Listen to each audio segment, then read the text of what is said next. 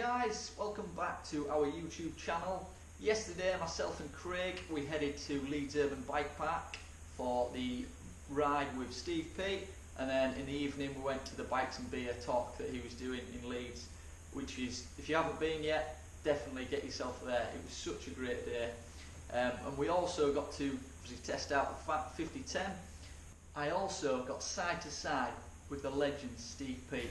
Take a look.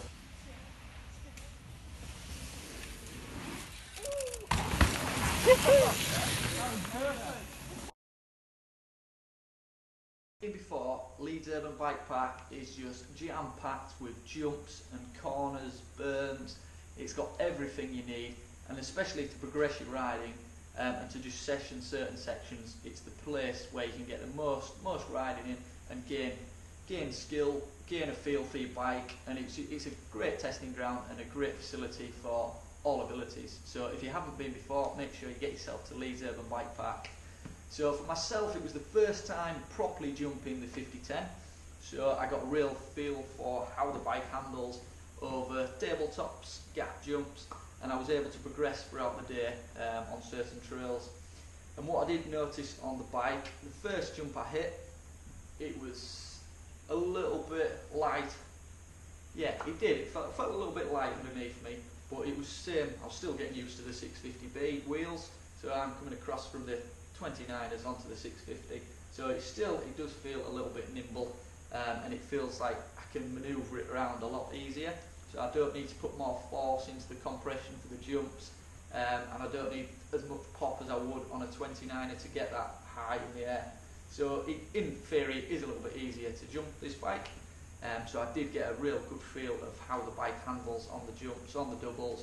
And what I did notice as well is on this one particular line, I was trying to get through it without putting a pedal stroke in, so I was really working on all the compression bumps and carrying as much speed as I could through the trail.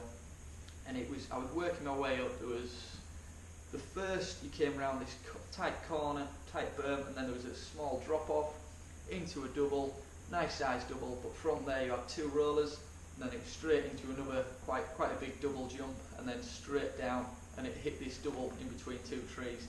So my first aim was to get that complete run done and to get that third jump ticked off. I'd done the first, I'd done the second, and I just needed to get that third one in the bag. So each time as I was coming through, I was compressing as much as I can through the compression, and I just couldn't quite get enough speed to really commit to it. So after speaking to Steve, he was up at the top and he was saying you need the two doubles, if you can jump them, pre-jump them, compress into the landing, you get a lot more speed and you'll be able to progress through. So I think on one run, which we'll show you in a moment, he followed behind me, followed me in, and I managed to get that side, the third jump ticked off.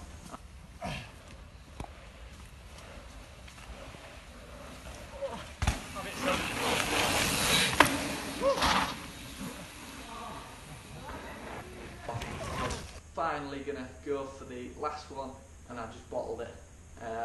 But same again, it was good because it's so short. It's just a small push back round or a pedal back round, and then you're at it again.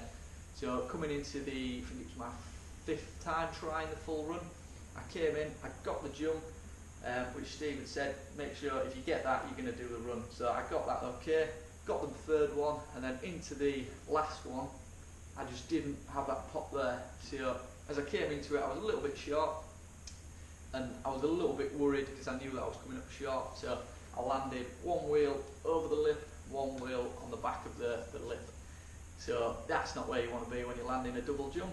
However, the bike, I was amazed on how well it coped with the jump, and it just bang, landed so plush, didn't even feel it bottom out, and then I just rode away from it.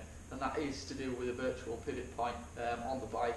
That does have a massive effect on the full motion of travel that you do get out of the bike, and I noticed that throughout the day as well when I was really hopping, and also there was another area I was trying to gap, and it was a big gap, and there was a time where I bottomed out. But on some full suspension I've ridden before, you really feel it and you hear it as well, but on this it was just so supple. It handled the stroke so well, so I was really impressed with this, and so it gave me a lot of confidence knowing that I can ride into a section, coming up to a double, land one wheel on short and still managed to get away safely. So it gave me a lot of confidence into the day, which I progressed forward onto that, started hitting the bigger stuff. So I really got a feel for how the bike handled in the air as well, and I was even giving it a few bar turns and stuff like that. So yeah, jumping wise, that's ticked off. The 650 wheels definitely help with that, and it makes it more manoeuvrable underneath you. So I'm really happy with the choice of the 650 wheels, and I do think that I'll end up swaying towards the 650. The next bike that I'm going to be testing out is the Bronson, so stay tuned for that one. I'm also going to be reviewing the Jackal, which I rode yesterday at the Urban Bike Park, so also keep your eyes peeled for that one. But for now, thanks for watching. If you'd like to subscribe, like and share with friends. Cheers guys!